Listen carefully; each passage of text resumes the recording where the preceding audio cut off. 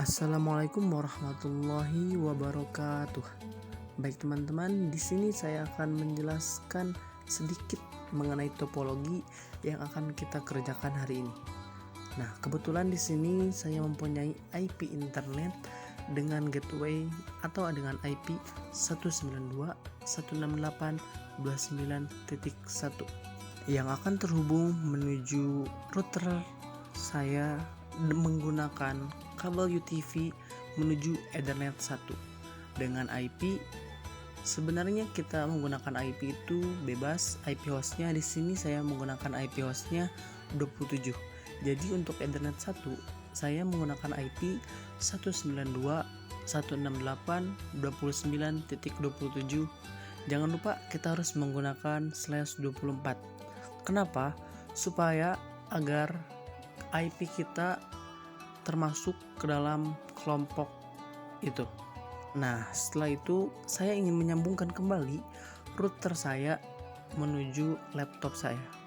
Nah, menggunakan kabel UTV dari Ethernet 2 router saya menuju laptop saya.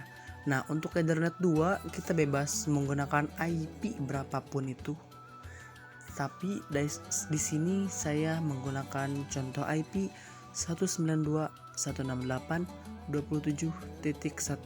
Jangan lupa kita juga harus menambahkan /24.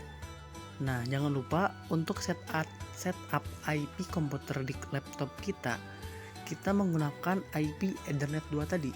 Jangan menggunakan IP Ethernet 1. Kenapa? Karena IP Ethernet 1 itu merupakan sumber internet kita. Sedangkan IP Ethernet 2 untuk tersambung menuju jaringan laptop kita. Di sini saya menggunakan IP untuk laptop saya dengan IP 192.168.27.5 dengan subnet mask 255.255.255.0 dengan gateway 192.168.27.1. Nah, kebetulan juga saya juga ingin membuat router saya menjadi sebuah access point. Di sini saya tidak lupa untuk menambahkan WLAN 1. Nah, di sini kita juga bebas untuk menggunakan IP berapa saja untuk WLAN ini. Tetapi saya di sini menggunakan contoh 10.10.10.1/29 dengan mode AP bridge. Di sini saya kenapa menggunakan /29 karena agar jaringan WiFi yang dapat tersambung menuju access point kita menjadi terbatas. Nah, langsung aja mari kita coba. Nah, di sini saya sudah masuk ke Winbox. Pertama kita klik MAC address-nya, kemudian kita connect. Nah, setelah itu kita jangan lupa membuat IP dengan masuk ke IP, terus address, terus kita klik tambahkan. Nah, di sini kita menggunakan IP Ethernet 1 yang tadi yaitu 192.168.29.30/24. Nah, jangan lupa untuk interface-nya kita masukkan ke Ethernet 1. Nah, terus kita tambahkan kembali untuk IP Ethernet 2 bebas. Di sini saya menggunakan IP 192.168.27.1/24 dengan interface Ethernet 2. Nah, kemudian kita tambahkan lagi untuk membuat WLAN kita dengan IP bebas 10.12.12.12.1/29 dengan interface WLAN 1. Setelah itu kita apply dan oke. Kemudian kita masuk lagi ke IP, terus DNS. Nah, di DNS ini kita jangan lupa klik servernya dan juga centang segitiga di bawah. Nah, untuk server kita menggunakan Ethernet server pertama yaitu 192.168.29.1 dengan kolom kedua diisi dengan DNS Google 8.8.8. Di sini kita jangan lupa untuk mencekliskan allow-nya. Karena apa? Karena agar DNS kita mudah terbaca oleh jaringan kita. Nah, setelah konfigurasi DNS ini, kemudian kita konfigurasi routes dengan cara kita masuk ke IP, kemudian kita pilih routes. Nah, di sini gunanya untuk kita membuat gateway atau gerbang kita, jaringan kita. Nah, kita tambahkan. Nah, untuk DST address ini kita kosong-kosongkan saja karena untuk mewakili jutaan IP yang ada di dunia.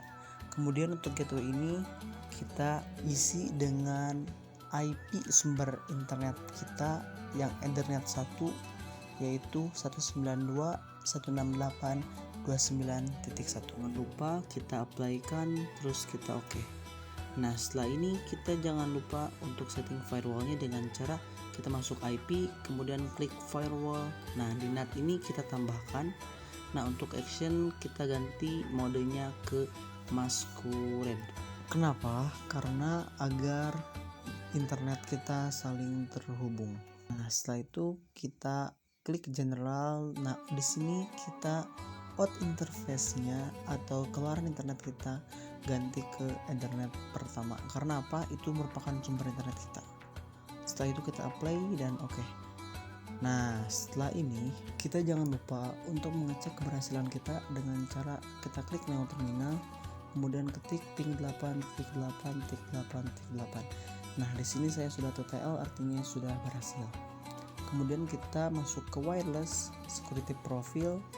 Nah, di sini kita tambahkan. Nah, untuk nama di sini kita bebas menggunakan apa saja. Di sini saya menggunakan kata asep. Nah, di sini saya memasukkan password atau kata sandinya 123456778. Nah, di sini untuk modenya kita harus mode dynamic case. Jangan lupa kita apply dan oke. Gunanya security profile wireless ini agar kita atau agar jaringan wifi kita tidak mudah untuk diakses orang lain, jadi memiliki kata sandi sebelum mengoneksikan dengan wifi yang kita buat. Nah, setelah itu kita pilih interface, kemudian kita yang WLAN ini kita hidupkan atau aktifkan, terus dengan cara di checklist. Setelah itu kita double klik WLAN-nya. Nah, untuk mode di sini kita jangan lupa untuk AP bridge. Kenapa? Karena agar kita menjadi access point. Nah, untuk SSID di sini nama WiFi kita bebas memasukkan apa saja. Saya di sini masukkan contoh jaringan. Nah, untuk security profile di sini kita jangan lupa untuk diubah. Kita ubah ke aset yang telah kita buat. Terus kita apply dan oke. Nah, setelah itu kita jangan lupa untuk masuk ke IP dan DHCP server. Di sini kita pilih DHCP setup. Nah, untuk interface-nya ini kita menggunakan WLAN karena WLAN sebagai sumber internet bagi WiFi kita atau bagi akses point kita. Nah, setelah itu kita next saja dan selesai. Sekianlah tutorial yang telah kita buat. Semoga ini bermanfaat sekali bagi kalian semua yang ingin mempelajari dasar-dasar mikrotik awal. Oke, sekian dulu dari saya. Ikan kedongdong makan pasir. Jangan lupa. Terima kasih. Wassalamualaikum warahmatullahi wabarakatuh.